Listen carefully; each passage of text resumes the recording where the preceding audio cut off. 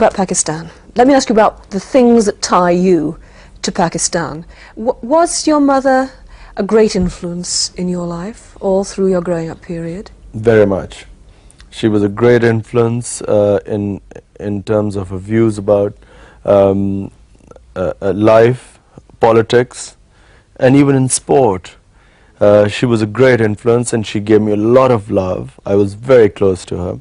If she was such a central part of your life all through that period, it's terribly difficult, I suppose, even now for you to not forget her, but to put her aside, put her memory aside. You know, but you see, as a Muslim, I accept death. I mean, I know that, you know, everyone has to die, and you accept it, and I would have come to terms with it much easier. But I think what left a lasting effect on me was the fact that, you know, she could have been saved. It was I mean, had it been diagnosed early, it was a straightforward operation, and she would have lived. But I think what I could not come to terms with was the pain in which she died. You know, I saw someone that close to me for 2 months. I saw in extreme pain, which I think only people who've seen cancer patients, only they can know how they suffer.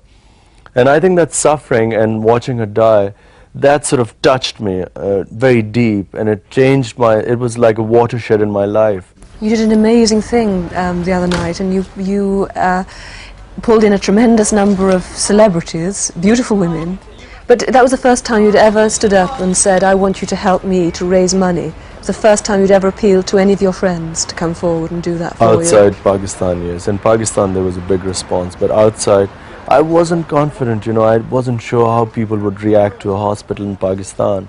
My main idea was to tap the Pakistanis living in Britain. Your mother said something about she didn't want you to bring back a Western girl as a bride to Pakistan. Yeah, well, I was 18 then, and she was scared that if I marry a Western girl, she thought that either I would live in England, or I would come and bring her back, and eventually she would again take me back to England, or I would have a broken home, because the interracial marriages have not had a very good record.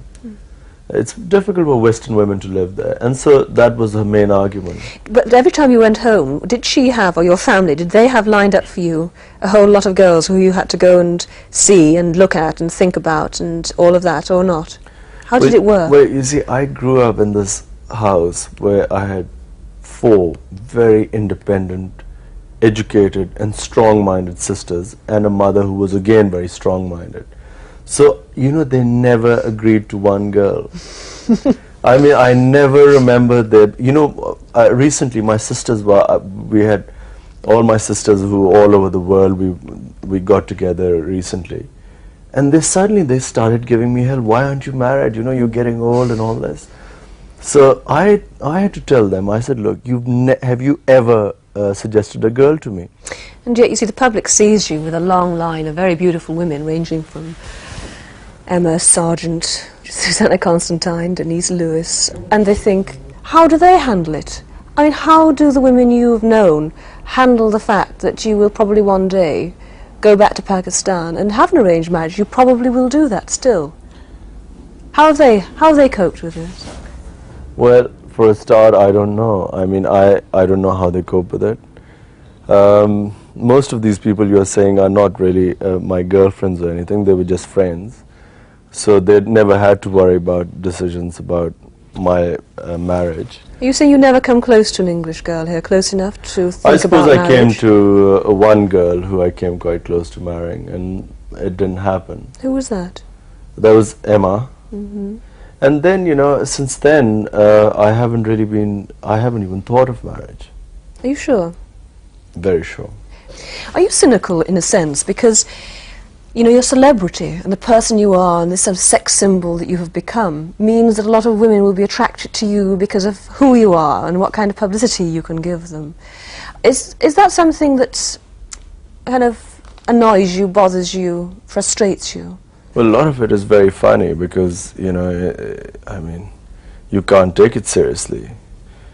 I mean, you know, if you go out with someone who you're just escorting someone, because at times people invite couples, so someone you know, and I know a lot of women who are just friends, and you take them out, their photographs taken, and there's a whole gossip about you, so you can't take that seriously. I know, in one sense I know what you mean, but in another sense I feel that it's so crucial for you to have the kind of press that you have. It's good press. You go back to Pakistan and you're a kind of hero, a kind of demigod there, because of the way you've been built up over the years. I'm not sure that happens, because you know the reason I've been built up in Pakistan has nothing to do with me being with women, or me being with... Well, it's a talking point, isn't it? Every magazine I pick up and I read about you, but it's that's what in they England. say back in Pakistan, the kind of taxi drivers that stop and ask what your love life is like in England. And I think this is not normally the case. This is all the press making it up. It's definitely not the case. I mean, they do ask, they are interested in my marriage. They very rarely talk about women. It's a cricket crazy country. When you go back to Pakistan, I know you go regularly, do you feel alienated in any way from it because you've spent a long time in England, because you've been to school here and you've worked out of here? Is there any sense of alienation? Well, Pakistan is my home. Always has been, and I've never had any confusion about that.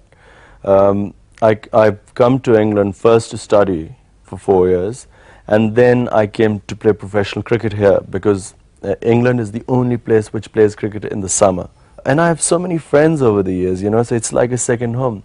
But the winter, come September, I have this feeling, I start longing to go back. You're very easy about it all, aren't you? Very cool on the surface, anyway.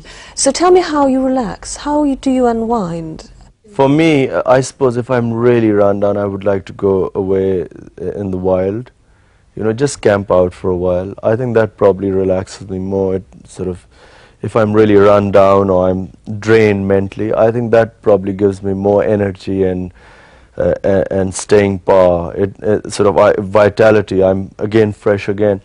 I went away in August to the mountains in Pakistan, and I think I came back so fresh and so live, and I'm ready to go back again now.